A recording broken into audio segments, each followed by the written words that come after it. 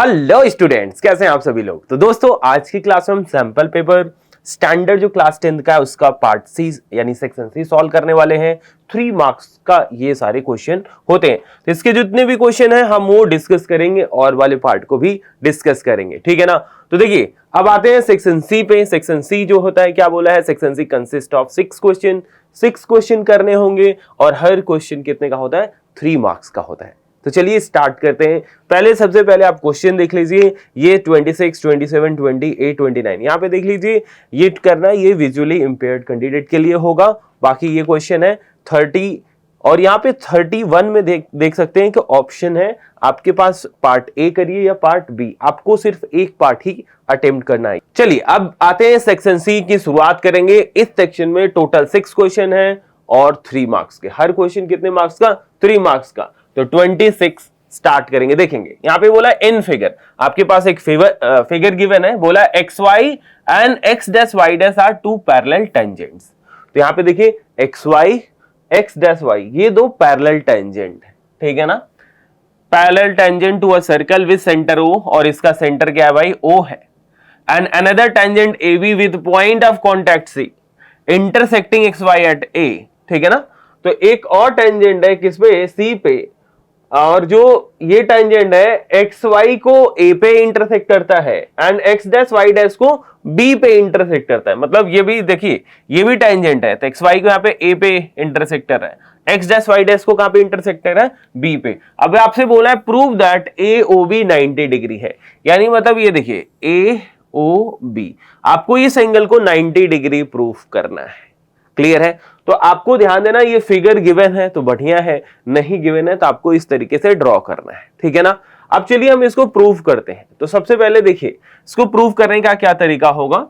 यहां पे देखेंगे 26, ध्यान से देखेंगे। अगर मैं इस पॉइंट ए को कंसीडर करूं तो क्या आप ये कह सकते हैं ये एपी और एसी, ए से एक एक्सटर्नल पॉइंट है जहां से एपी और एसी क्या है, टेंजेंट है, और एक्सटर्नल पॉइंट से टेंजेंट का लेंथ क्या होता है, इक्वल होता है। तो आप कैसे लिखेंगे, in triangle APO and in triangle APO and triangle ACO,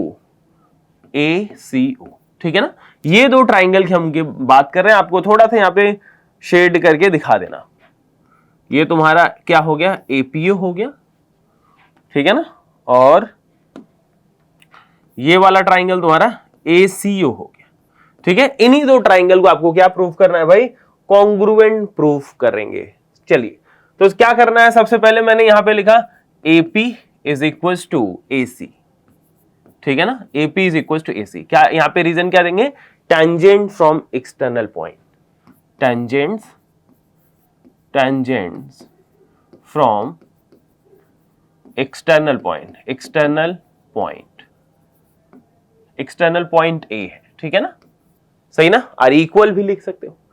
next क्या लिखेंगे, यहां पे क्लियरली देखिए जरा ए ओ और ए ओ, यहां पे ऐसे लिखिए A O is equal to A O, common है क्या भाई, कॉमन। दोनों ट्राइंगल का एक कॉमन लेंथ है कि नहीं, तो आपने क्या लिखना है, कॉमन। नेक्स्ट में देखिए, अब यहां से जरा देखिए ये जो OC है सर, OC और ये जो OP है क्या इक्वल होगा क्या, radii of the same circle, ये रेडियस ही तो है। यहां से मैंने क्या लिखा, PO is equal to CO, PO is equal to क्या लिख दिया, CO, क्या लिख दिया, radii of same circle, radii of same circle. आपको रीजन पूरा लिखना है, रीजन इज इंपॉर्टेंट ज्योमेट्री, ठीक है। आपने देखा कि हमने इस AP और AC, फिर AO कॉमन हो गया और PO और CO भी क्या हो गया, इक्वल हो गया। देयरफॉर आप क्या बोल सकते हैं, triangle APO is congruent to triangle ACO by SSS, congruency rule. Clear है। अब जैसे ही आपने इसको लिखा तो यहां से मैं क्या लिख सकता हूं यार, कि ये वाला जो एंगल है इसके इक्वल हो जाएगा CPCT से, यस और नो। यानी मैं ये कह सकता हूं AOP, this means angle AOP is equal to angle, देखिए AOP किसके इक्वल होगा, AOC के, AOC के, यहाँ पे बाई CPCT, बाई CPCT लिख दिया। क्लियर है कि नहीं? डन। अगर आप चाहते हो तो इसको 1 भी बोल सकते हो। लेट्स से इक्वेशन नंबर 1 हो गया। इसको हम बाद में यूज करेंगे। जिस तरीके से हमने इसको कॉन्ग्रुएंट प्रूव किया, अब हम नीचे वाली ट्राइंगल को भी इसी तरीके से कॉन्ग्रुएंट प्रूव करेंगे। कौन से ट्राइंगल? एक ट्राइंगल ये वाला, ठीक है, और दूसरा ट्राइंगल कौन सा भाई? दूसरा ये ट्राइंगल। ये दो ट्राइंगल हम फिर से कॉन्ग्रुएंट प्रूव करने वाले हैं। तो क्या नाम है इन ट्राइंगल का? नाउ इन ट्राइंगल किसमें भाई?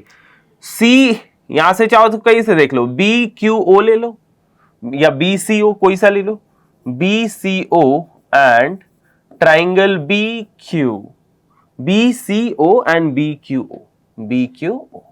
क्लियर है? अब फिर से ये देखिए दो ट्राइंगल, इसको हम कॉन्ग्रुएंट सेम तरीका जो यहां पे किया वही यहां पे करेंगे। ठीक है ना? क्या करेंगे? BQ is equal to BC, यहां से लिखे BC is equal to BQ। यहां भी same reason, tangents from external point लिख लेना, यहाँ पे फ्रॉम एक्सटर्नल पॉइंट मैं शॉर्ट में लिख दिया। ठीक है ना?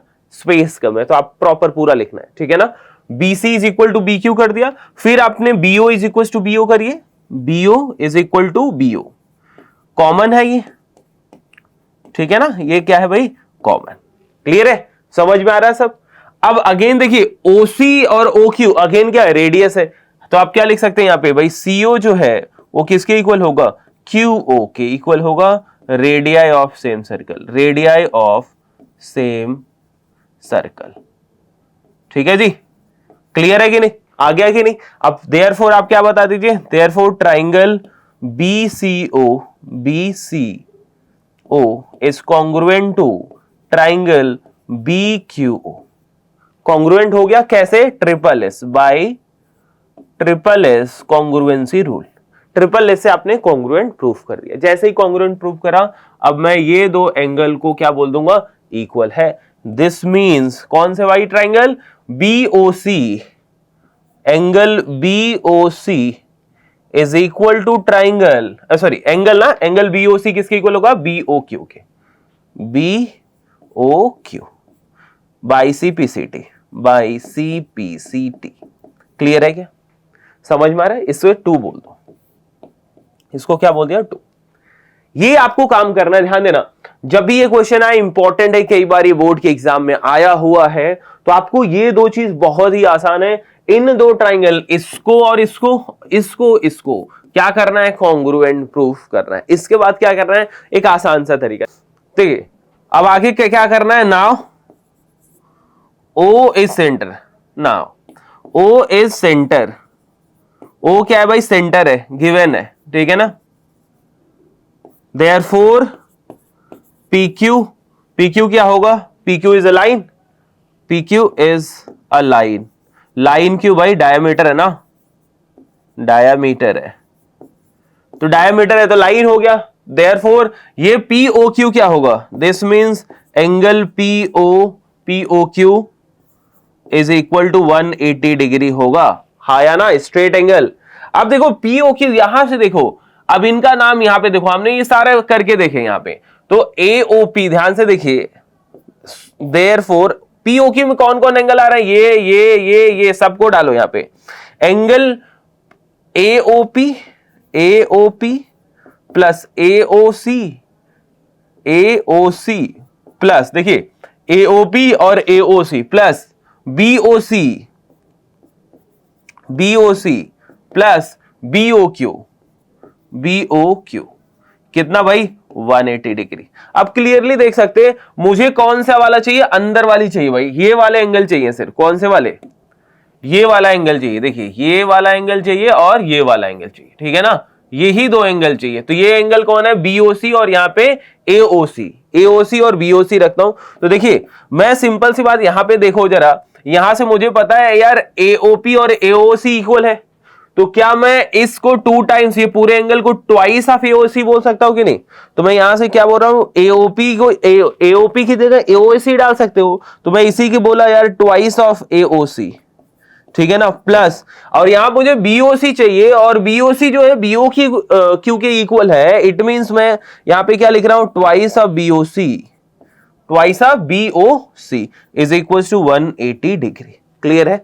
अब जरा देखिए 2 कॉमन करिए यहाँ पे, तो यहाँ पे angle AOC plus angle BOC is equal to 180 degree आएगा और ये कैंसिल होगा 90 टाइम्स। ठीक है ना? अब जरा देखिए यार, AOC ये वाला एंगल और ये BOC ये वाला एंगल मिलके क्या बन रहा है? AOB तो बन रहा है। This means angle AOB is equal to 90 degree. क्या भाई? 90 डिग्री। हेंस प्रूव, यही आपको प्रूफ करना था। क्लियर है? समझ में आया? आर यू गेटिंग और नॉट? सिंपल सी बात है, फिर से बता देता हूं। सबसे पहले दोनों ट्राइंगल को कॉन्ग्रुएंट प्रूव करना था। ये O सेंटर गिवन था, ठीक है ना, और PQ डायमीटर हो गया। लाइन पे एक लाइन का एंगल जो होता है 180 होता है, हमने इसका यूज कर लिया। अब एक और बता देता हूं, एक नोट कर लेना बात यहां पे। नोट, इस क्वेश्चन में बोल दिया O सेंटर है। क्या बोल दिया? O सेंटर है। ठीक है ना? तो O सेंटर अगर नहीं गिवन है, अगर वो सेंटर नहीं गिवन है तब क्या करोगे? देखो सेंटर था तो हमने बोल दिया भाई स्ट्रेट, भाई PQ डायमीटर होगा। सेंटर नहीं गिवन है देन तो आपको क्या करना है? फिर ये वाले एंगल से खेलना। आप कौन से? इसको दिखाना इक्वल, क्योंकि CPCT से ये दो एंगल भी क्या होंगे? इक्वल होंगे। ठीक है ना? करके आपको दिखा देता हूं, करके दिखा देता हूं। यहां पे जब भी आपको O सेंटर ना दे तब, अगर सेंटर दे दिया तो आप आराम से लिखिए, नहीं दिया तो ये वाला, यहां पे जो मैंने AOP और AOC लिखा है, फिर वहां पे आप क्या लिखना? आप लिखना OAP। क्या लिखना? यहां पे इंपॉर्टेंट एड ऑन कर लेना, यहां पे लिखना नहीं, यहां पे लिखेंगे OAC, OAP and OAC, OAP angle OAP and OAC is equal to angle OAC। Again ये CPCT होगा, याद रखो। और यहां पे क्या लिखोगे? यहां पे जो CPCT लिखा है, यहां पे क्या लिखोगे? यहां से लिखोगे BOBC, यहां पे लिखोगे angle OBC equal OBQ, angle OBQ। ठीक है जी? ये लिखना आप, ये लिखना आप। ठीक है ना? यहां पे मैं पेपर सॉल्व नहीं कर रहा हूं, सिर्फ आपको कॉन्सेप्ट सिखा रहा हूं भाई। अगर ये आ गया फिर ये आ गया तो दोनों आप कर लो ताकि, ठीक है ना? अब यार OBC और OBQ को दिखाना। अब आप एक लाइन लिखना कि भाई ये क्या है? एक ट्रांसवर्सल लाइन है। यहां पे बताना XY पैरेलल है X dash Y dash, and यहां पे जो AB है क्या है? Transversal, and AB is a transversal line, transversal line. ठीक है ना? Transversal line. अगर ट्रांसवर्सल लाइन हो गया तो इंटीरियर एंगल, कोई इंटीरियर एंगल कितना होता? 180 डिग्री होगा। तो यानी that means, this means PAB angle PAB plus B, यहां से QBA ये सप्लीमेंट्री होगा 180 डिग्री। ठीक है ना? अब हम कौन कौन सा एंगल डालेंगे? यही वाला OAP यहां पे डालेंगे। देखो PAB की जगह मैं कौन कौन सा डाल सकता हूं? OAP, वहां पे सब कुछ लिखा है। एंगल OAP प्लस OAC, ठीक है ना? और QBA की जगह QBA की जगह क्या डालोगे आप? OBC, angle OBC plus OBQ is equal to 180 degree. ठीक है ना? अब वही बात फिर से, हमें चाहिए सिर्फ कौन सा वाला? ये वाला चाहिए। ठीक है ना? ये वाला एंगल चाहिए। कौन सा भाई? OAC। तो OAC, तो यहां पे मैं पता है ये दोनों इक्वल हैं, तो मैं ट्वाइस ऑफ OAC लिखूंगा प्लस ट्वाइस ऑफ, यहां पे कौन सा चाहिए तुम्हें? OBC चाहिए। ट्वाइस ऑफ OBC लिखा 180। ठीक है ना? और यार 2 कॉमन कर लो। ठीक है? OAC plus angle OBC is equal to 180 degree. तो 2 से कितना है? यहां पे 90। ठीक है ना? तो यार यहां से क्या लिख दिया आपने? यहां से आपने क्या पता चल गया कि मुझे OAC और OBC 90 पता चल गया। क्या पता चल गया? OAC plus OBC 90 degree. अब यहां पे एक चीज और कर देना, इस एक ट्राइंगल बन गया कि नहीं? ये एक ट्राइंगल बन रहा है कि नहीं? एक ट्राइंगल बन रहा है, तो यानी मतलब एंगल सम प्रॉपर्टी। ठीक है ना? तो नाउ यहां पे कर देता हूं भाई, नाउ इन ट्राइंगल AOB तो AOB में आपने पता है angle AOB plus AOC plus OBC, OBC कितना भाई 180 degree angle sum property, A angle sum property से, सही है ना। अब यार तुम्हें ये दो चीज तो पता है ना 90, तो एंगल AOB प्लस यहाँ पे मैंने डाल दिया 90, इसको बोल दो कोई इक्वेशन नंबर, कुछ भी डाल देना, थर्ड डाल दिया, ठीक है ना। तो ये 90 हो गया, 180 ट्रांसपोज कर दोगे, एंगल AOB क्या हो गया 180 माइनस 90 यानी 90 डिग्री, हेंस प्रूफ।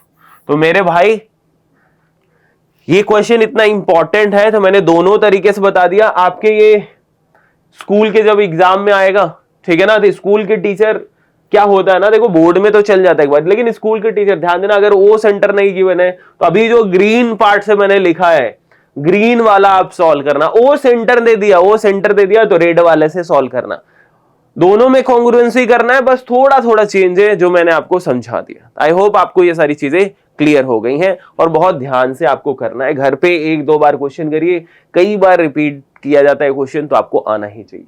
तो आई होप आपको इसको क्वेश्चन आपको समझ में आ गया होगा, आप नोट कर लीजिए, ठीक है। चलिए अब ये वाला भी क्वेश्चन करके दिखाता हूं, this is also important question, ये भी क्वेश्चन काफी इंपॉर्टेंट है, ठीक है ना। तो चलिए अब आइए ये वाला क्वेश्चन कर लेते हैं। कह रहा two tangent P and PB are drawn to a circle with centre O from an external point P, ठीक है ना। तो यहां पे देखिए फिगर किस तरीके से बन रहा है, ठीक है, ये सर्कल है, सेंटर O है, ठीक है ना, कोई एक्सटर्नल पॉइंट तुम्हारा क्या है P है, एक्सटर्नल पॉइंट P है, ठीक है। यहां से हमने टेंजेंट ड्रॉ करा है, ये टेंजेंट ड्रॉ करा PAN, ये लेट से तुम्हारा A है और ये क्या है तुम्हारा B है, PA और PB आपने क्या ड्रॉ कर दिया टेंजेंट। अब यहां से क्या बोला from external point P prove that APB, क्या प्रूव करना APB, APB यानी मतलब ये वाला एंगल, ठीक है ना, is equal to twice of OAB, OAB देखिएगा यहां से ये और ये वाला एंगल, तो यानी मतलब ये वाला एंगल है, ठीक है ना, ये वाला आपको प्रूफ करना है। तो यहां पे देखिए कैसे करेंगे, ध्यान से देखिए, यहां पे मैंने क्या बोला यार, इस एंगल को मैंने बोला थीटा, लेट कर लिया, इस एंगल को थीटा बोल दिया, ठीक है ना। आप पूरा APB भी बोल सकते हो बट थीटा लिखना थोड़ा आसान हो जाएगा, ठीक है ना। अब आप ये जरा देखिए, अगर कोई एक्सटर्नल पॉइंट से टेंजेंट ड्रॉ करते हो तो आप यहां पे सबसे पहले लिखिए PA या AP या PB कुछ भी लिख लो, AP इज इक्वल्स टू क्या लिखेंगे BP लिख दिया, टेंजेंट फ्रॉम एक्सटर्नल पॉइंट, ठीक है ना, टेंजेंट फ्रॉम एक्सटर्नल पॉइंट, ठीक है ना, टेंजेंट फ्रॉम एक्सटर्नल पॉइंट। यार जरा देखो AP और यहां पे AP और ये BP इक्वल है, तो ध्यान से देखो एक ट्राइंगल फॉर्म हो रहा है क्या, तो यार अगर ये दो साइड इक्वल है तो ये दो एंगल क्या हो जाएंगे, इक्वल हो जाएंगे। दिस मीन्स मैं इसको x बोल दूं क्या, x बोल दूं क्या, इसको x बोल सकता हूं कि नहीं, यहां से मैं लिख सकता हूं BAP, दिस मीन्स एंगल नहीं PA कर लो, PAB is equal to BAP, ठीक है ना, PAB और PBA लिखो यार, PAB is equal to PBA, angle PBA, और इसी को मैंने क्या बोल दिया x बोल दिया, क्या बोल दिया x, for the sake of convenience, ठीक है ना। यहां तक क्लियर है कि नहीं। अब जरा देखिए, अब इसी को समझने की कोशिश करते हैं कैसे हम सॉल्व करेंगे। सबसे पहले मैं इस थीटा के टर्म में लिखने की कोशिश करता हूं, थीटा के टर्म में, तो इन ट्राइंगल ABP, तो यार जरा देखो ये 2x plus theta is equal to 180 होगा एंगल सम प्रॉपर्टी से, हाँ या ना। अब मैं थीटा के टर्म में लिखना है तो मैं theta is equal to 180 minus क्या लिख दिया भाई 2x लिख दिया, एक रिलेशन बना दिया मैंने, इसमें बोला इक्वेशन नंबर 1, चलेगा, कोई ऑब्जेक्शन तो नहीं आपको, बहुत बढ़िया। अब आइए इस वाले एंगल में, ठीक है ना, OAB। अब यार जरा देखिए ये टेंजेंट है क्या, ये टेंजेंट है तो ये 90 डिग्री पूरा होगा, हाँ या ना। तो आपने बोला angle OAP is equal to 90 degree, ठीक है ना। रेडियस टू टेंजेंट ऐसे लिख लो, radius is perpendicular to the tangent, to the tangent, ठीक है ना, at the point of contact, at point of contact, ठीक है, पॉइंट ऑफ कॉन्टैक्ट पे क्या होगा, वो परपेंडिकुलर होता है, radius to the tangent is perpendicular to the point of contact, clear है। अच्छा OAP की जगह ध्यान से देखो, OAP की जगह मैं क्या लिख सकता हूं, इसी को ध्यान से देखो, क्या मैं इसे लिख सकता हूं OAP को OAB प्लस BAP या PAB, कुछ भी लिख लो, ठीक है ना, PAB, एंगल PAB लिख दिया ऐसे, ठीक है ना, और ये 90 डिग्री ही है तुम्हारा, समझ में आ रहा है। अच्छा PAB की जगह X लिख सकता हूं कि नहीं, क्या लिख सकता हूं मैं, X लिख सकता हूं यार, यहां पे देखो OAB plus X is equal to 90 degree, समझ में आ रहा है कि नहीं, क्या आ गया 90, और इसको उधर ट्रांसपोज कर दो, यहां से मैंने क्या लिखा भाई, X is equal to 90 minus angle OAB, ठीक है ना, इसको क्या बोला मैंने, 2 बोल दिया, समझ में आ रहा है। तो अब इसी को सब्स्टिट्यूट करो 1 में, अब यहां पे कर देता हूं सब्स्टिट्यूट 2 in 1, सब्स्टिट्यूट 2 in 1, 1 में डाला यानी मतलब x की वैल्यू यहां पे डालिए, तो क्या मिलेगा, वी गेट क्या मिलेगा भाई, theta is equal to 180 minus twice, भाई x की जगह 90 माइनस एंगल OAB लिख दिया मैंने, बात समझ में आ रही है। अब जरा देखिए थीटा क्या मिल रहा है आपको, 180 माइनस 2 से यहाँ पे देखो 90 से मल्टीप्लाई होगा तो माइनस 180 आएगा, और ये माइनस है, माइनस मल्टीप्लाई हो गए plus twice of OAB, clear है। अच्छा ये कैंसिल हो गया, क्वेश्चन में आपको क्या प्रूफ करना था, ठीक है ना, सॉरी यहाँ पे ट्वाइस ऑफ OAB, राइट ना, ट्वाइस ऑफ OAB, तो यहाँ पे थीटा जो है, theta is nothing but APB, this means angle APB is equals to twice of angle OAB, ठीक है ना, twice of OAB, hence proved, clear है बच्चे, कैसे आपने आसानी से, और ये अगेन इंपॉर्टेंट क्वेश्चन है, 3 मार्क्स का बहुत ही प्यारा क्वेश्चन है, ये आपको याद होना चाहिए, मेरे दोस्त, ठीक है ना। तो देखिए सबसे पहले हमने क्या करना है, थीटा, या आप इसे जो मैंने थीटा ले लिया आसानी से लिखने के लिए, आप वैसे भी कर सकते हैं, APB लिख सकते हो, चलेगा, पहले आपने थीटा के टर्म में लिखा, फिर यहां पे इस के टर्म में लिखा, x के टर्म में, और x की वैल्यू इधर सब्स्टिट्यूट करोगे, आंसर आपको प्रूफ हो जाएगा, ठीक है ना। अब यहीं से आपको MCQ के लिए यहीं से एक चीज सिखा देता हूं, MCQ के लिए आपको कुछ चीजें सिखा देता हूं, ठीक है। आपने क्या देखा, आपने ये देखा कि ये वाला जो एंगल है कौन सा, OAPB, यार APB जो है ट्वाइस ऑफ OAB है, OAB यानी मतलब ये वाला जो एंगल है इसका हाफ है, दिख रहा है कि नहीं। अगर कल को आपको ये वाला एंगल लेट से 60 डिग्री दे दिया, क्या दे दिया 60, तो ये वाला क्या होगा 30 होगा, ये वाला एंगल क्या होगा 30 होगा।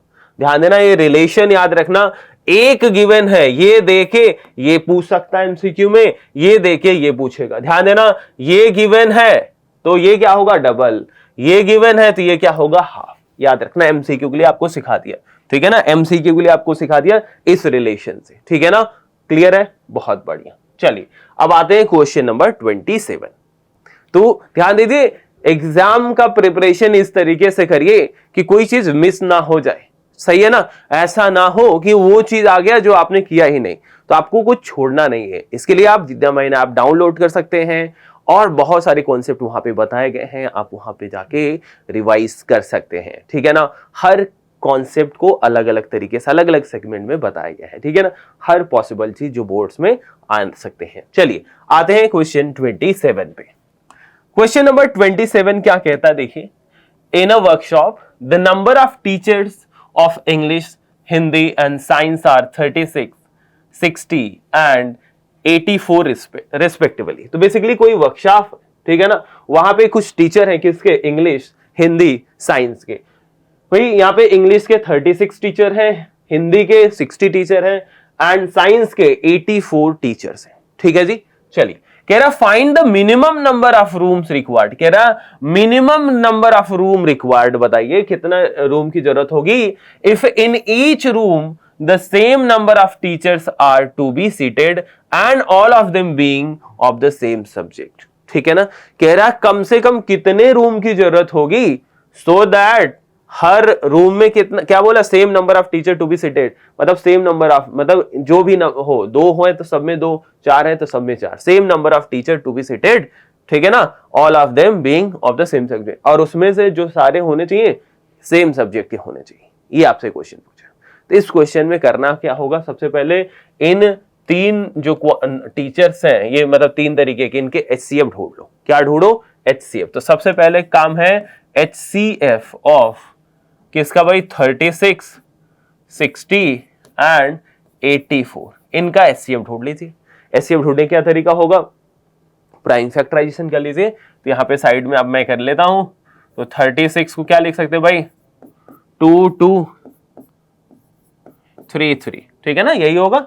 एंड 60 के लिए क्या होगा, ये 2 2 जा 4, 3 जा और 9 4 जा 36 ना, 2 से 2 2 जा 4, 4 3 जा 12, 5 जा 60, ठीक है ना, ऐसा 12 5 जा 60। एंड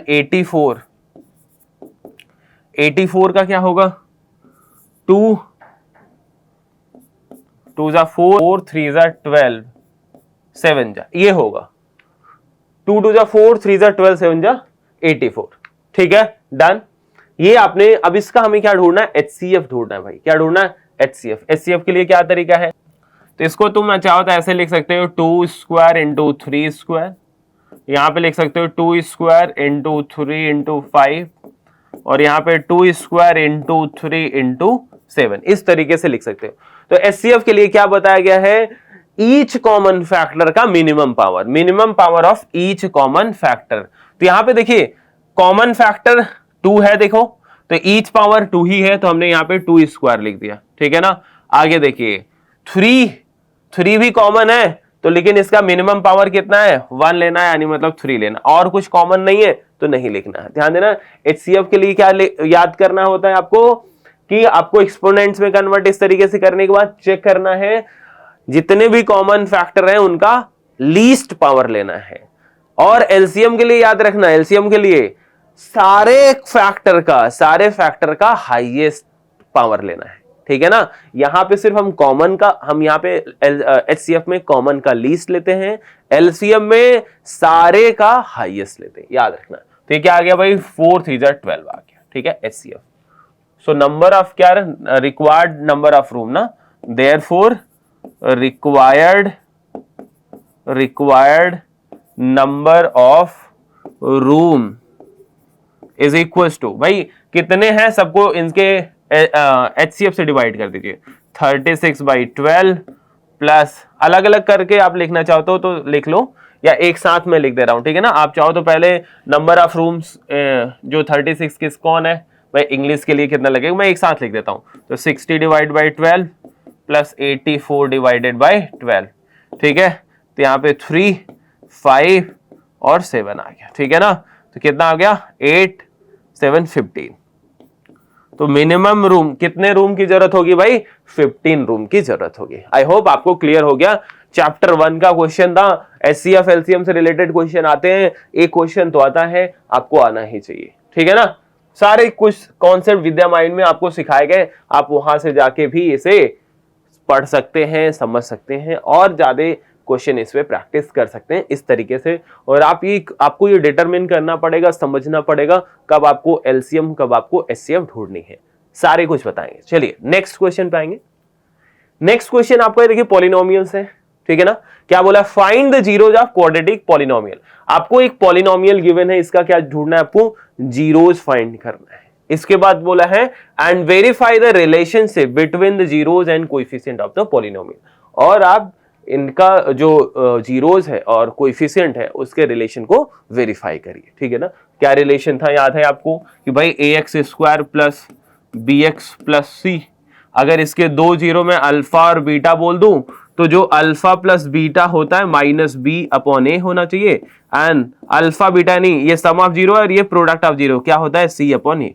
आपको पहले अल्फा बीटा ढूंढना है, फिर इसके बाद ये वेरीफाई करना है। ये दो स्टेप में करना होता है, सबसे पहले जीरो ढूंढिए फिर इसको वेरीफाई करिए। चलिए, तो आपके पास क्वेश्चन है 2x स्क्वायर माइनस 1 प्लस 2√2, ठीक है, 2√2 x प्लस √2, सही है ना। बहुत ही आसान क्वेश्चन। देखो अब ये अगर मैं लेट कर लूं यार, ये let px is equal to this है, ऐसे ही चाहो तो लिख लो, लेट यहां पे लिख लो let px is equal to 0, ठीक है ना। तो यहां पे इसको ऐसे लिख लो, इसका मतलब मैं इसको 0 बोल सकता हूं। 0 ढूंढना है तो आपको 0 से इक्वेट करना पड़ेगा। अब आपको देखिए जरा एक फॉर्मेट में, तो x से मल्टीप्लाई करता हूं, यहाँ पे ये ऐसे कर लो 2x स्क्वायर माइनस एक्स, भाई 1 है ना, तो x multiply minus x minus 2√2x, ठीक है ना, और प्लस √2 इज इक्वल टू 0। अब इनमें देखिए कॉमन क्या है, x कॉमन है क्या, x कॉमन करेंगे, ठीक है, तो यहाँ पे 2x माइनस 1 आएगा, क्या आएगा, 2x माइनस 1 आ गया। आइए यहाँ पे क्या √2 कॉमन कर लीजिए, क्या √2 कॉमन करिए, √2 कॉमन माइनस √2 कर लेता हूं, तो यहाँ पे भी 2x माइनस 1 आ गया, इस तरीके से, क्लियर है, इज इक्वल टू 0। तो यहाँ पे फर्दर 2x माइनस 1 कॉमन किया, तो यहाँ से x माइनस √2, तो यहाँ पे देखिए दो नंबर का प्रोडक्ट 0, यानी मतलब this means 2x minus 1 is equal to 0 और x minus √2 is equal to 0 होता है। तो यहां से x की वैल्यू 1/2 और x की वैल्यू √2 आ गई। तो आपके पास अल्फा बीटा आ गया। तो इस तरीके से मैं क्या कह सकता हूं, ये मेरा क्या हो गया, अल्फा हो गया, और ये मेरा क्या हो गया भाई, बीटा हो गया, अल्फा बीटा आ गया। अब वेरीफाई करना है, ठीक है ना।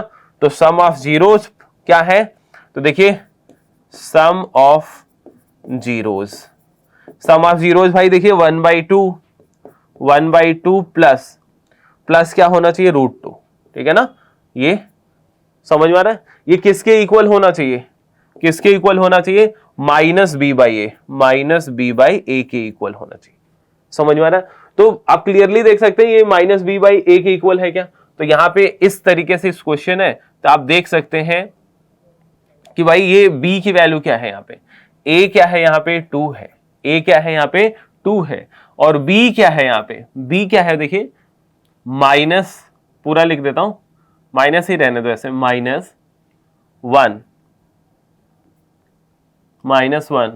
ठीक है ना,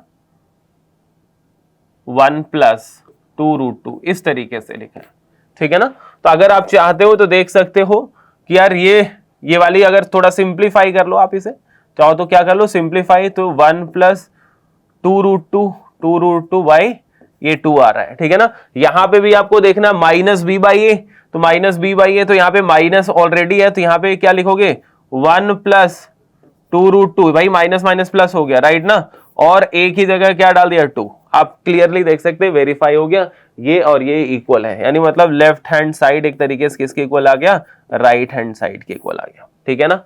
समझ में आ रहा है, माइनस सम और ये प्रोडक्ट दोनों।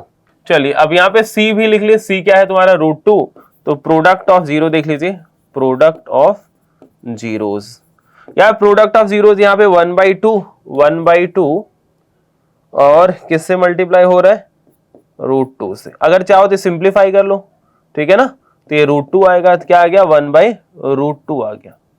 या इसी को तुम ऐसे बोल सकते हो, √2 अपॉन 2 भी बोल सकते हो, दोनों बात एक ही है। और ये क्या तुम्हारे इसके इक्वल आ रहा है क्या, देखो इज इक्वल टू, डायरेक्ट तुम चाहो तो c बाई ए के इक्वल लिख सकते हो, बिल्कुल, क्योंकि ये भी क्या है, √2 अपॉन 2, क्लियर है, हमने देख लिया यार, ये इसी के इक्वल आ रहा है, हेंस वेरीफाइड, ठीक है जी। तो इस तरीके से आपको दो स्टेप में इस तरीके से क्वेश्चन करने होते हैं। सबसे पहले आपको अल्फा बीटा यानी जीरो फाइंड करना है, सबसे पहले क्या करना है, जीरोस फाइंड करना है, फिर दूसरा पार्ट इसका वेरिफिकेशन वाला है, ठीक है जी। कोई दिक्कत तो नहीं है, समझ में आ गया, बहुत बढ़िया। इस तरीके से और सारे क्वेश्चन प्रैक्टिस करिए। चलिए आते हैं नेक्स्ट क्वेश्चन यानी 29 पे। 29 ट्रिग्नोमेट्री से, ठीक है ना। ट्रिग्नोमेट्री कई बच्चों को लगता है यार ये पार्ट नहीं होता यार, प्रूविंग वाला पार्ट में दिक्कत आता है। देखिए प्रूविंग वाले पार्ट को आप कैसे कर सकते हैं, सबसे पहली चीज इसके कॉन्सेप्ट को समझ के, ठीक है ना। बहुत सारे क्वेश्चन आपको प्रैक्टिस करिए, कम से कम 40-50 क्वेश्चन डिफरेंट टाइप के सॉल्व करिए आप, ठीक है ना। अब इन सब चीजों को आसान बनाने के लिए विद्या माइंड में अलग अलग वेराइटी क्वेश्चन जो पिछले साल प्रीवियस ईयर में आए हैं, क्या क्वेश्चन आने वाले हैं वो सारे कराए गए हैं, ठीक है ना। आप वहां से जाके आप सारे कॉन्सेप्ट क्लियर कर सकते हैं और डिफरेंट टाइप के क्वेश्चन प्रैक्टिस कर सकते हैं। तो चलिए, तो सबसे पहला क्वेश्चन यहाँ पे 2 पार्ट में है, तो अब मैं आपको दोनों सॉल्व करके दिखाऊंगा। हाउएवर आपको एग्जाम में सिर्फ इसमें से एक करना होगा, ईदर दिस पार्ट और दिस पार्ट, बट आपको यहाँ पे मैं दोनों करके दिखाता हूं, ठीक है ना। चलिए क्या लिखा है, if sine theta plus cos theta is equal to √3। यहाँ पे बोला है if sine theta plus cos theta √3, सही है ना, ये √3 गिवन है। तो इस टाइप का जब भी क्वेश्चन हो तो आपको एक टर्म में लिखना होगा, तो सिंपल स्क्वायरिंग बोथ साइड कर लो। क्या कर लो, स्क्वायरिंग बोथ साइड। तो मैं क्या लिखा, sine theta plus cos theta whole square is equal to √3 square. मैंने एक लाइन लिखा है squaring both side, squaring both sides, दोनों साइड में क्या कर रहा हूं, स्क्वायर। तो यहाँ पे a प्लस बी का होल स्क्वायर आपको पता होगा, तो मैं लिखा sine square theta plus cos square theta plus 2 sine theta cos theta is equal to 3। बोलो हाँ या ना। आपको ध्यान से देखिए, ये एक आइडेंटिटी नजर आ रही है, तो इसकी जगह क्या लिख सकते हो आप, 1 plus 2 sine theta cos theta is equal to 3। अच्छा ये 1 उधर जाएगा तो माइनस हो जाएगा 3 से, हाँ या ना। तो 3 माइनस 1 क्या होगा, 2 हो जाएगा। तो मैं आगे क्या लिख रहा हूं, 2 sine theta cos theta is equal to क्या भाई, 2 लिख सकता हूं, ये 2 भी कैंसिल होगा, और मैं यहां से लिख दिया sine theta cos theta is equal to 1। एक रिलेशन मैंने डेवलप कर लिया। क्या रिलेशन डेवलप कर लिया भाई, साइन थीटा कॉस थीटा का जो प्रोडक्ट है इससे क्या आ गया, 1 है, ठीक है ना। अब से इक्वेशन नंबर 1, और इसी को मैंने इक्वेशन नंबर 1 बोल दिया। चलिए हमने जो ये गिवन इंफॉर्मेशन था इसको यूज कर लिया। अब आइए कह रहा है प्रूव दैट दिस, अब इसको प्रूविंग वाले पार्ट पे आते हैं। तो लेफ्ट हैंड साइड में क्या है लिखा हुआ है, देखिए लिखा हुआ है tan theta plus cot theta, ये गिवन है, आपको यही सॉल्व करना है। तो यार आपको tan और कॉट है तो आपको साइन और कॉस में कन्वर्ट करिए। तो यहां से मैंने लिखा यार sine theta upon cos theta, cot को क्या लिखा, cos theta upon sine theta. आपको पता है ना tan साइन अपॉन कॉस होता है और कॉट कॉस अपॉन साइन होता है, ठीक है ना। अब इसको क्रॉस मल्टीप्लाई करिए, तो ये sign square theta plus cos square theta, यानी साइन को इसमें किया कॉस को इसमें कर दिया, ठीक है ना। और नीचे इन दोनों को किया जाता है, आपको पता ही होगा। तो यहाँ पे क्या आ गया, साइन थीटा और ये कॉस थीटा। क्लियर है। तो जरा देखिए sign square theta plus cos square theta, ये तो सदाबहार है, ये तो 1 आएगा, आइडेंटिटी है, क्या आएगा भाई 1। अच्छा यहाँ पे एक बार लिख लीजिए साइन थीटा कॉस थीटा, ठीक है ना। अच्छा यहाँ भी 1 अपॉन 1 आ गया, ठीक है ना। क्यों, क्योंकि आपने यहाँ पे बता दिया यार साइन थीटा कॉस थीटा 1 है, तो इसकी जगह भी 1 लिख सकते हैं, which is 1 is equal to right hand side. यहाँ पे आप बता देना फ्रॉम 1 इसके नीचे लिखो, यहाँ पे लिख देना, यहाँ पे लिख देना फ्रॉम 1, ठीक है ना। और यहाँ पे आप क्या बता देना, since sign square theta plus cos square theta जो होता है 1 होता है।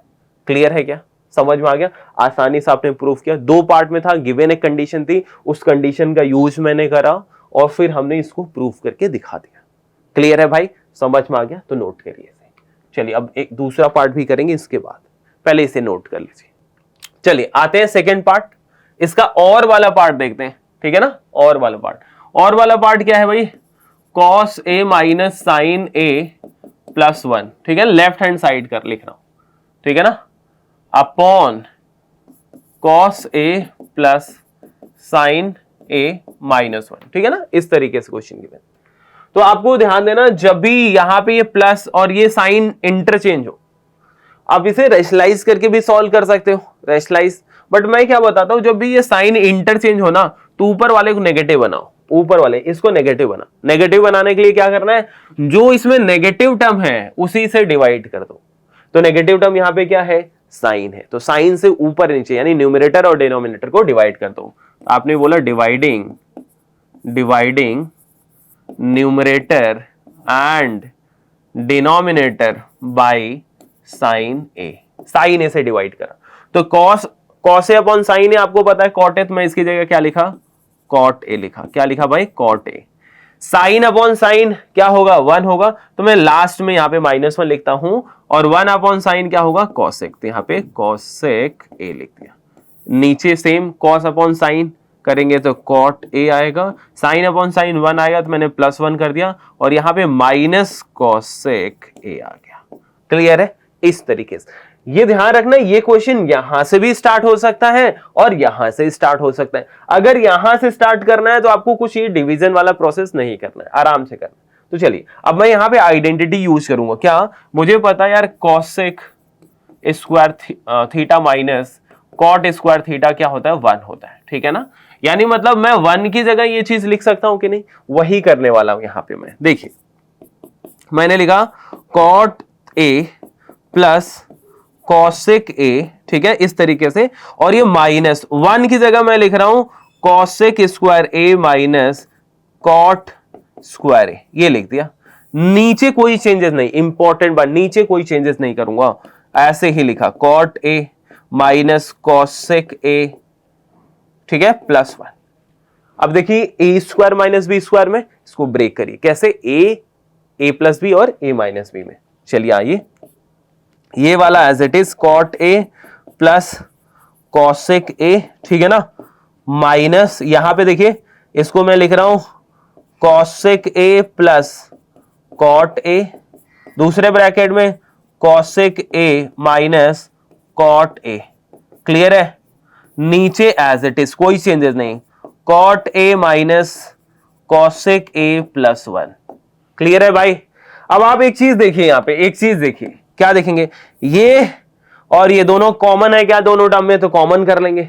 चलिए जी कॉमन करते हैं। इसके बाद तो यहां पे क्या किया मैंने, cot A plus cosec A common, जब कॉमन करोगे तो यहां से क्या बचेगा, 1 माइनस, देखिए कॉमन हो चुका है, ये बचा, तो माइनस यहां पे आप ऐसे लिखिए cosec A minus cot A, ठीक है जी। डिनोमिनेटर एज इट इज क्या है, denominator cot A minus cosec A +1, ठीक है ना। चलिए अब अगला स्टेप है cot A plus cosec A as it is, और ये माइनस का मल्टीप्लाई अंदर करेंगे सर, तो आपको क्या मिल जाएगा, आपको मिल जाएगा 1 minus cosec A plus cot A. भाई माइनस यहां पे होगा, ये माइनस दोनों है, प्लस हो गया, ठीक है ना। नीचे अब इसी देखो, अब नीचे कुछ करूंगा नहीं, इसी को दिखाने के लिए मैं इसको ऑर्डर चेंज कर रहा हूं। देखियो यहां पे 1 है तो मैंने 1 लिखा ऐसे, क्या 1, ठीक है ना, माइनस कॉसेक है तो माइनस कॉसेक ए, और ये प्लस कॉट ए, ताकि आपको ये विजिबल हो। देखिए प्यार से कैंसिल हुआ कि नहीं, बस अब आपके पास बच क्या गया, कॉसेक ए, जैसे लिखा वैसे लिख दो, cosec A plus cot A is equal to right hand side, that's it. बहुत ही प्यार से आपने इसको सॉल्व कर दिया। इस क्वेश्चन को हाउएवर मैं रेशनलाइज करके भी कर सकता हूं, बट जनरली मैं ऐसे ही सिखाता हूं, एक तरीका जिसमें आपको कोई भी क्वेश्चन हो इसे करो, अलग अलग तरीके से करने कोई मीनिंग नहीं, बट हाउएवर अगर आपको रेशनलाइज से आसान लगता है तो आप वैसे भी कर सकते हैं। तो ये तरीका है फिक्स, जब भी ऐसे ऑर्डर के क्वेश्चन होंगे यही तरीका फॉलो करिए, आपको आंसर आएगा, आपका प्रूविंग होगा ही। ठीक है जी, तो नोट करिए। तो मैंने दोनों पार्ट आपको करा दिए भाई, 29 का ये पार्ट, ठीक है। चलिए आते हैं अगले क्वेश्चन पे। अगला क्वेश्चन क्या है, प्रोबेबिलिटी से। वाओ, प्रोबेबिलिटी से क्वेश्चन है, तो चलिए देखते हैं। कह रहा on a particular day Vidhi and Unnati couldn't decide on who would get to drive the car. ठीक है ना, मतलब ये दो दोस्त लग रहे हैं, विधि एंड उन्नति, तो ये डिसाइड ही नहीं कर पा रहे हैं कौन ड्राइव करेगा। फिर उन्होंने क्या सोचा, they had one coin each and flipped their coin exactly 3 times. ठीक है ना, उन दोनों के पास क्या था, एक एक क्वाइन थे और उन्होंने क्वाइन को क्या किया, फ्लिप किया, मतलब उछाला सिक्का। The following was agreed upon, तो यहां पे कुछ चीजें आए, उन्होंने कुछ चीजों पे अग्री किया। क्या अग्री किया, यहां पे लिखा है पहली चीज, if Vidhi gets 2 heads in a row, मतलब हेड आ जाए, मतलब दो हेड लगातार आ जाए। ठीक है ना, if Vidhi gets 2 heads in a row she would drive the car, तब वो चलाएगी, ठीक है ना। अगर दो लगातार हेड आ गया तब विधि ड्राइव करेगी, ठीक है ना। दूसरा क्या बोल रहा है, इफ उन्नति गेट्स अ हेड, अगर हेड मिलता है किसके बाद, टेल के बाद, she would drive the car, तब कौन चलाएगी, उन्नति कार ड्राइव करेगी। क्लियर है। अब यहां से बोला है हु हैज ग्रेटर प्रोबेबिलिटी, किसकी प्रोबेबिलिटी ज्यादा है to drive the car that day. Justify your answer, आपको आंसर जस्टिफाई करना है। चलिए भाई, सबसे पहले हमारे पास क्या है यहाँ पे, 3 कॉइन मतलब उछाले, मतलब एक कॉइन को 3 बार उछालना या 3 कॉइन को एक साथ उछालना, एक ही बात है, ठीक है ना। तो हमारे पास जब भी 3 कॉइन उछाला गया, यानी मतलब total outcome 2 raise to the power क्या होगा 3, यानी 8 आउटकम्स आएगा, ठीक है ना। आपको सिखाया गया कॉइन के केस में 2 की पावर n से हम टोटल आउटकम्स निकालते हैं। अगर आपको याद नहीं है तो 8 आउटकम में आपको कैसे करना है, 4 बारी हेड लिखिए, हेड हेड हेड हेड, और 4 बारी टेल टेल टेल टेल और टेल, ठीक है ना। अब हाफ हाफ करिए, अभी 4 बारी करा, 4 हेड 4 टेल, अब 2 हेड 2 टेल करिए, head head tail tail, head head tail tail, ठीक है ना। समझ में आ रही। अब पहले 4, अब 2, अब फिर head tail head tail, head tail head tail head tail head tail, हो गया। ये तुम्हारे क्या हो गए भाई, 8 आउटकम आ गए। याद करने की तुम्हें कोई जरूरत ही नहीं, तुम्हें याद करने की जरूरत नहीं है, बस ये तरीका याद रखना, ठीक है ना, कि कैसे आपको पहली बार इन 4 हेड 4 टेल लिखना है, फिर 2 हेड 2 टेल लिखना है, फिर हेड टेल लिख लेना, बस दैट्स इट। तो ये आपके 8 आउटकम आके। अब चलिए पहली केस विधि वाला लेते थे, ठीक है ना। फेवरेबल टू विधि, ठीक है ना, favourable to Vidhi, favourable outcome की बात कर रहा हूं, ठीक है ना, ठीक है ना। विधि क्या होगा, इसने बोला है कि 2 हेड एक साथ आए, तो 2 हेड देख लो कहां कहां आ रहा भाई, 2 हेड यहां पे आ रहा है, हाँ या ना, 2 हेड इधर से ले लो, इधर से 2 हेड यहां भी आ रहा है और 2 हेड यहां भी आ रहा है, बस ये 3 जगह 2 हेड आ रहा है। कौन कौन आ रहा है भाई, हेड हेड हेड, ठीक है ना, हेड हेड टेल, और क्या भाई, टेल हेड हेड, ये आ गया। और पहली चीज हो गया। दूसरा फेवरेबल आउटकम्स टू उन्नति, ठीक है ना। क्या है भाई, कह रहा है उन्नति गेट्स हेड इमीडिएटली, मतलब हेड आए टेल के बाद, ठीक है ना। तो टेल के बाद हेड कहां कहां आ रहा है, तो देखिए यहां पे आ रहा है, head tail head, head tail head, भाई देखियो टेल के बाद हेड आ गया कि नहीं, और टेल के बाद हेड आना है। यहां पे भी देखो ये भी आएगा, टेल हेड हेड भी चलेगा, कि भाई टेल के बाद हेड यहां भी आ गया। यहां भी देखो टेल के बाद हेड आ रहा है, तो टेल हेड टेल, ठीक है ना, एक आ जाए बस टेल के बाद हेड, और टेल के बाद हेड यहां भी आ रहा है, तो टेल हेड नहीं, टेल टेल हेड है, सही है ना। और कुछ आ रहा है कहीं पे, कुछ मिस तो नहीं हुआ, हेड टेल के बाद आना चाहिए ना, तो ये चेक कर लो सही से, टेल के बाद हेड एक ही लिख लिया, और टेल के बाद हेड ये लिख लिया, टेल के बाद हेड ये लिख लिया, टेल के बाद ये हेड लिख लिया, तो ये 4 आउटकम्स। अब आइए क्या लिखना है, so probability Vidhi gets Vidhi will drive, probability that Vidhi drives the car, drive, ठीक है, द कार। क्या है प्रोबेबिलिटी बताओ विधि के बारे में, ये 3 आउट ऑफ 8, 3/8, इसकी प्रोबेबिलिटी कितनी है। एंड प्रोबेबिलिटी उन्नति ड्राइव द कार, उन्नति ड्राइव्स होगा, ड्राइव्स द कार, ये कितना होगा 1 2 3 4, 4/8, ये ना 4 फेवरेबल है और 4/8, क्लियर है। अब आपसे बोला कि इसने बोला हु हैज ग्रेटर प्रोबेबिलिटी, तो ग्रेटर प्रोबेबिलिटी आपको क्लियरली देख सकता है हियर, यहाँ पे हियर 3/8 इज लेसर, या 4/8 ग्रेटर बोल सकते हो, ठीक है ना। 3/8 जो है वो लेसर है किससे, 4/8 से, सही है ना। तो अगर आपको ध्यान से देखो कि विधि की प्रोबेबिलिटी कम है, तो प्रोबेबिलिटी किसकी ज्यादा है, उन्नति का, तो उस दिन कौन ज्यादा चलाएगा। आपने जस्टिफिकेशन बोला था, जस्टिफिकेशन आप क्लियरली बोल सकते हो, the probability of Vidhi drive the car is less, ठीक है ना, देयरफॉर उन्नति ड्राइव द कार, उस दिन कौन ड्राइव करेगा? उन्नति करेगी। ठीक है ना, डन, क्लियर है। तो इस तरीके से इस क्वेश्चन को आप अटेम्प्ट करेंगे। तो ये पूरा टोटल आउटकम लिखना है, फेवरेबल आपने लिखना है, दोनों की प्रोबेबिलिटी निकालना है, दोनों की प्रोबेबिलिटी को आप चेक करना है किसकी प्रोबेबिलिटी ज्यादा है। ठीक है ना, आप इसे सिंप्लीफाई मत करना। क्यों सिंप्लीफाई नहीं करना है? क्योंकि आपको यहाँ पे डिनोमिनेटर सेम रखेंगे तो बस न्यूमरेटर कंपेयर करना। जब भी फ्रैक्शन में डिनोमिनेटर सेम है, ठीक है ना, डिनोमिनेटर सेम है, तो जिसका न्यूमरेटर ज्यादा होगा वो फ्रैक्शन बड़ा होगा, वो वैल्यूज बड़ी होगी। क्लियर है भाई? चलिए आगे चलते हैं। 31 पे आई। 31 तो ये चैप्टर नंबर 3 का क्वेश्चन है। चलिए देखते हैं इसे। ओके, क्या बोला है? The monthly income of Aryan and Baban are in the ratio 3:4। तो यार दो बंदे हैं, आर्यन और बबन, और इनका जो मंथली रेशियो है इनकम का वो कितना है? 3:4 है। ठीक है, and their monthly expenditure are in the ratio 5:7, और उनका जो मंथली एक्सपेंडिचर है वो 5:7 है।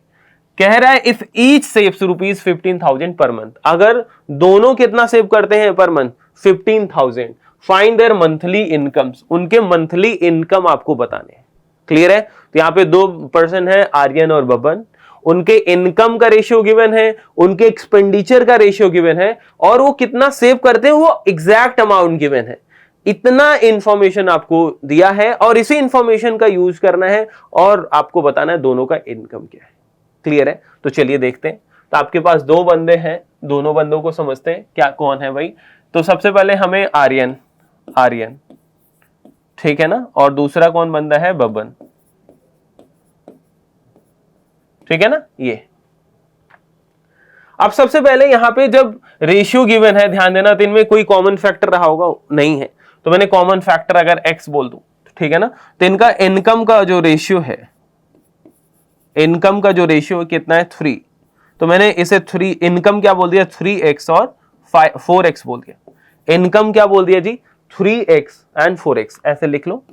लेट, आप पूरा ऐसे, आपको ऐसे लिखना नहीं, आप लिख सकते हो let the income of Aryan be 3x and Baban be 4x, ऐसे, या इस तरीके से भी लिख सकते हो, कोई बुराई नहीं।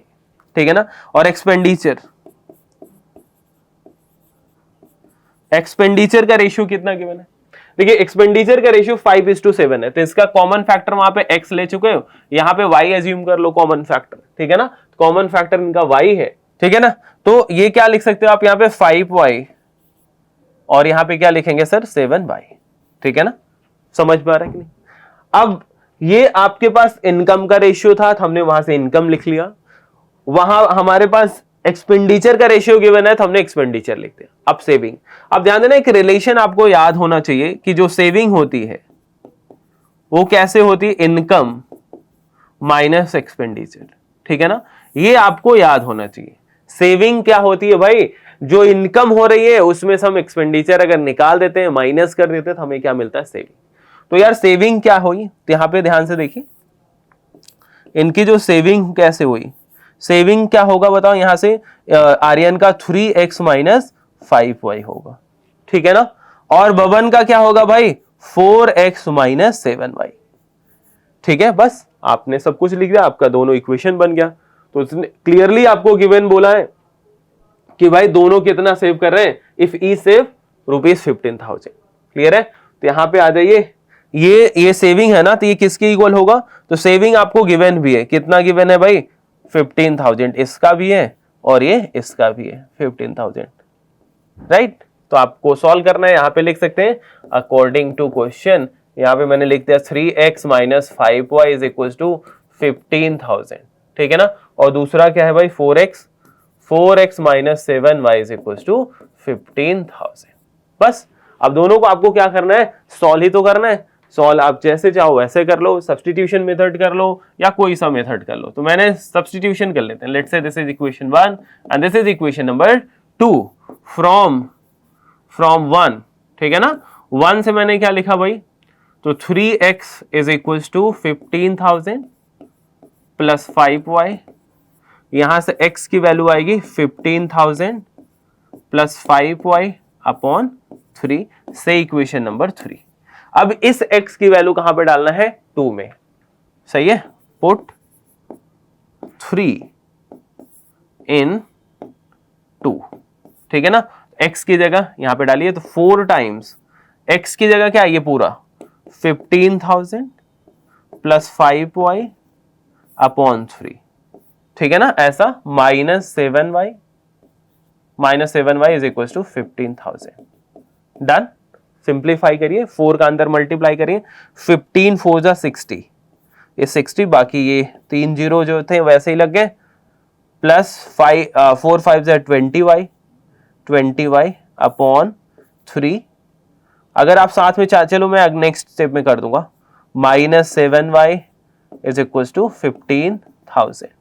अब यहाँ पे 3 एलसीएम ले लो या फिर 3 का इसमें मल्टीप्लाई कर दो, इसमें कर दो, दोनों में, तो ये 60,000, ठीक है ना। 60,000 प्लस 20y, 3 7 जा 21 माइनस 21y और 3 का 45 हो जाएगा, ठीक है ना, इज इक्वल टू 45,000। ये अब सिंप्लीफाई करिए, देखिए ये 20y minus 21y that is minus y is equal to, this goes to this side, 45 minus 60 minus 15,000, ठीक है ना। तो यहां से y की वैल्यू कितना आ गई 15,000, y क्या आ गया भाई 15,000 आ गया,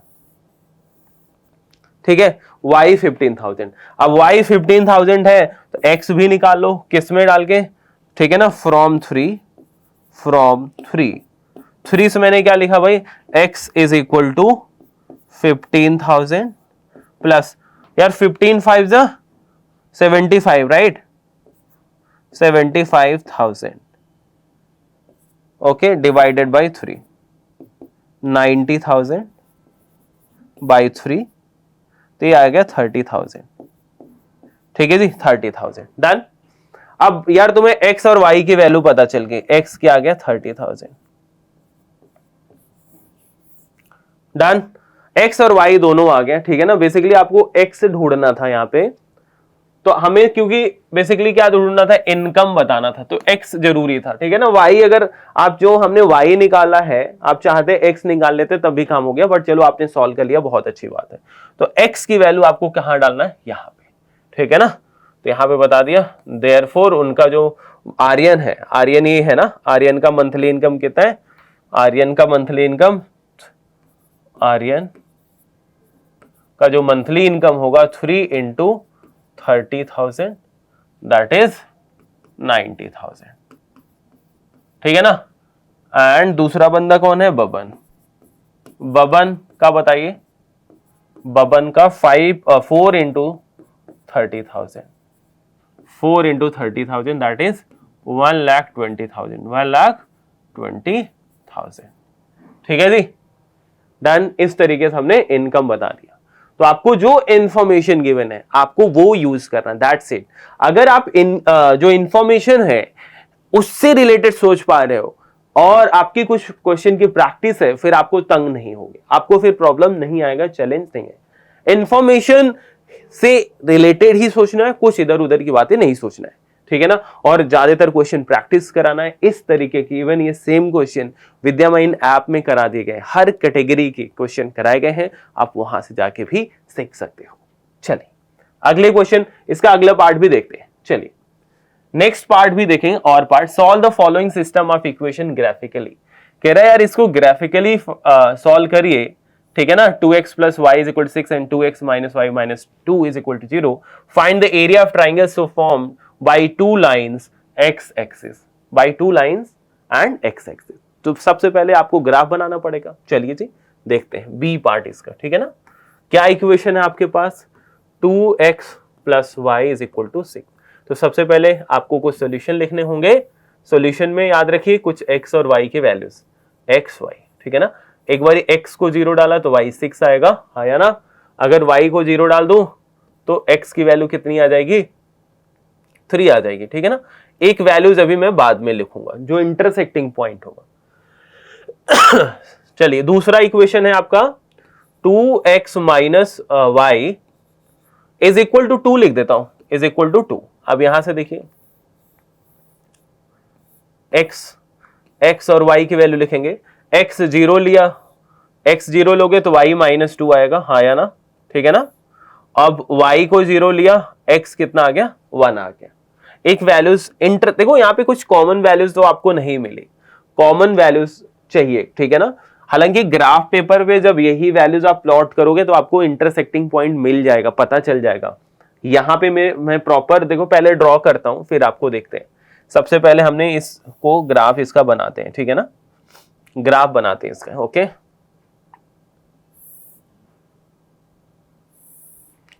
ठीक है जी, इसका ग्राफ बनाते हैं सबसे पहले। ये ओरिजिन हो गया, क्या है कहां तक वैल्यूज, यहाँ पे देखो 0 1 2 ले लेता हूँ, 1 2 3 4 5 तक ले लेता हूँ। यहाँ पे 1 2 3 4 5 6 7 तक ले लिया, -1 -2, ठीक है। यहाँ पे -1 -2 -3 -4, ठीक है ना, -1 -2 -3 -4 -1 -2 1 2 3 4 5 1 2 3 4 5 6 7, ठीक है जी। अब यहाँ पे आप क्लियरली देख सकते हैं हमने ये ग्राफ बनाया और इसको अब हम देखते हैं 0 6। यार एक्स कोऑर्डिनेट अगर 0 है तो वाई एक्सिस पे पॉइंट आएगा कि नहीं, कहां पे आएगा, वाई एक्सिस, यानी यहां पे आएगा 0,6, ठीक है ना। दूसरा 3,0 यानी वाई कोऑर्डिनेट 0 है तो यहां पे आएगा, ठीक है ना। तो आपको एक लाइन ऐसे बनाना है इन दोनों को ज्वाइन करते हुए, ये, ठीक है ना, ठीक है जी। और आपको एक काम करना है, ये इक्वेशन जरूर लिख देना है कि 2x + y = 6, पता चले ना कौन सी लाइन किसकी है। और दूसरा 0, -2 यानी मतलब -2 पे जाएगा, ये भाई एक्स कोऑर्डिनेट 0 है तो ये माइनस यहाँ पे आ जाएगा बिलो द एक्स एक्सिस। और 1,0 भाई ये है, ठीक है ना, यानी मतलब यहाँ पे। अब एक इंपॉर्टेंट है, जब आप ग्राफ पेपर करोगे तो आपको पता चल जाएगी, यहाँ पे हमें पता नहीं चल रहा है बट मैं एक लाइन ड्रॉ करूं, अब चाहो तो मैं यहाँ पे सॉल्व कर लेता हूं दोनों इक्वेशन को, सो दैट मुझे इंटरसेक्टिंग पॉइंट पता चल जाए। 2x + y = 6 and 2x - y = 2। देखिए ये कैंसिल हो गया, 4x = 8 और ये 2 आ गया, x की वैल्यू 2, x 2। अब मुझे y ढूंढने की जरूरत है तो ढूंढ लो। देखो x जब 2 डालो, यहीं पे देख लो, x जब आप 2 डालेंगे, ठीक है ना, तो 2 2 = 4, y 2 आ जाएगा, y भी क्या आएगा, 2 आएगा। देख लो यहाँ पे डालो तो आपको पता चल जाएगा, ठीक है ना। सिमिलरली यहाँ भी वही आएगा, x 2 डालो, यहाँ पे x क्या डालोगे, जब 2 डालोगे तो 2 2 = 4, ठीक है ना। तो और ये यहाँ पे आएगा, ये भी 2 आ जाएगा, ठीक है ना। दोनों केस में तो हमें पता चल गया 2,2 पे इंटरसेक्शन हो रहा है, यानी मतलब ये 2,2 कहाँ पे आएगा, यहाँ पे, ठीक है ना, इस जगह पे इंटरसेक्टिंग पॉइंट, ठीक है ना। और इसका भी नाम हमने लिख दिया, that is what, 2x - y = 2, that's it, done. समझ में आ गई बात, इस तरीके से ग्राफ बनेगा।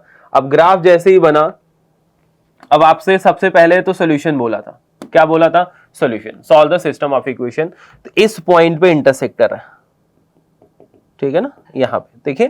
तो ये जो पॉइंट है 2, क्या है, 2 है, तो देयरफॉर आपने क्या बता दिया, x = 2 एंड y = 2, वैल्यूज आ गई। तो यहाँ भी आप सॉल्व कर रहे थे, यहाँ भी आपको सॉल्व करते हैं तो y क्या मिलता है, 2 मिलता, ठीक है ना। तो आपको ये करके देखना नहीं, अगर आप चाहते हो कि आपको इंटरसेक्टिंग पॉइंट है तो रफ वर्क में करके भी चेक कर सकते हो, तो पता भी चल जाएगी एग्जैक्टली, ठीक है ना। एक पार्ट हो गया। आगे उसने दूसरा बोला, find the area of the triangle so formed by 2 lines and x axis. ये 2 लाइन और x एक्सिस, तो 2 लाइन और x एक्सिस बीच में ये वाला ट्राइंगल फॉर्म हो रहा है, ध्यान से देखिए, ठीक है ना, ये वाला ट्राइंगल फॉर्म हो रहा है, ये वाला। अब आपको इसका एरिया निकालने के लिए पूछा है, तो देखिए एरिया के लिए half base into height use करिए। देखिए हाइट के लिए तो आपको पता चल गया ये 2 यूनिट ऊपर है, तो हाइट मुझे पता चल गया। बेस 1 से 3 पे जा रहा है तो बेस भी पता है, तो ठीक है ना। So therefore area = half base into height लगाऊंगा 1/2, बेस भी 2 है एंड हाइट भी 2 है, तो 2 2 कैंसिल, तो 2 स्क्वायर यूनिट्स आ गया, 2 स्क्वायर यूनिट्स। क्लियर है। तो आपसे 2 क्वेश्चन आपसे यहाँ पे बोला था, सबसे पहले आप बताइए सॉल्यूशन ढूंढिए ग्राफिकली, साथ में एरिया ढूंढिए, तो आपने सॉल्यूशन ढूंढा और एरिया भी ढूंढ लिया। क्लियर है क्या, समझ में आ गई बात। चलिए अब एक यहाँ पे और है, फॉर विजुअली इंपेयर्ड कैंडिडेट्स। चलो इसको भी सॉल्व कर लेते हैं, ठीक है, यहां तक पहले सॉल्व करिए। चलिए अब आते हैं इस वाले पार्ट पे, ये वाले पार्ट पे कह रहा 5 ईयर्स हेंस, 5 ईयर हेंस का मतलब 5 साल के बाद, father's age will be 3 times the age of son, ठीक है ना, 5 साल के बाद जो फादर का एज है वो 3 टाइम्स हो जाएगा सन के से। 5 years ago fathers was 7 times as old as his son, तो 5 साल पहले जो फादर थे 7 years क्या थे 7 टाइम्स ओल्ड थे सन से। फाइंड देयर प्रेजेंट एज, तो प्रेजेंट एजेस पूछा है तो सबसे पहले वही अज्यूम करेंगे, let present ages of father be x years, ठीक है ना, हमने फादर का प्रेजेंट एज क्या अज्यूम करा x, and present age of son is equal to, ठीक है ना, y ईयर्स। हमने फादर के प्रेजेंट x को क्या अज्यूम करा x, सन के प्रेजेंट एज को क्या अज्यूम कर लिया y, ठीक है। सबसे पहली कंडीशन 5 ईयर हेंस वाली, तो 5 year hence, so 5 years hence father's age is equal to 5 साल के बाद फादर अभी x है प्रेजेंट में, तो 5 साल के बाद x प्लस 5 ईयर्स के हो जाएंगे, ठीक है ना। एंड जो सन है, सन्स एज क्या होगा, सन्स एज 5 साल के बाद सन का एज क्या होगा भाई y प्लस 5 हो जाएगा, ठीक है ना, y प्लस 5 ईयर्स। क्लियर है। अब आ जाते हैं अकॉर्डिंग टू क्वेश्चन, एक इक्वेशन यहां से बनाइए अकॉर्डिंग टू क्वेश्चन। कह रहा है 5 years and father age will be 3 times, ठीक है ना, तो फादर ये 3 टाइम है, यानी x प्लस 5 जो है थ्राइस है किसके, y प्लस 5, तो हमने 3 टाइम्स y प्लस 5 करना है। सिंप्लीफाई करेंगे, x plus 5 is equal to 3y plus 15, ठीक है ना, तो यहां से आप इक्वेशन बना लीजिए। इक्वेशन क्या होगा, x माइनस 3y, मतलब मैंने y को इधर लेके और 5 को इधर लेके आएंगे, 15 माइनस 5 10, इक्वेशन 1, ठीक है ना, एक इक्वेशन आपने बना लिया। चलिए आगे चलेंगे। नेक्स्ट बोला 5 years ago